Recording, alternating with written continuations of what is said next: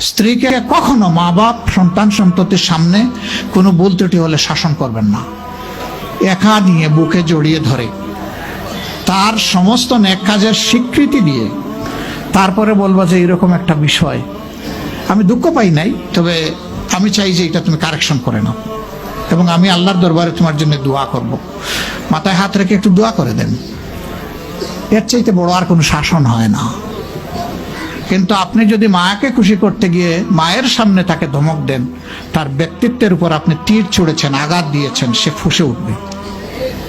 সে বলবে সব উজাড় করে তোমার এই সংসারে দিলাম, আজকে তুমিই না আমাকে এইভাবে বেইজ্জত করলে। সে মানুষ তো, তার মানবিক রিয়াকশন হবে। কাজ করবো না আমরা কেউ। আমাদের জীবনের অংশ, আমাদের হাড়ের অংশ, আমাদের কলিজার অংশকে আমরা সেইভাবে সম্মান দিব ইনশাআল্লাহ। আমরা ভালোবাসবো সে আমার স্ত্রী, আমরা শ্রদ্ধা করবো সে আমার সন্তানের মা।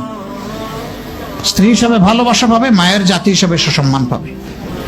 এই দুইটা ব্যালেন্স করে যদি আমরা চলি, গড় হবে জান্নাতের টুকরা ইনশাআল্লাহ।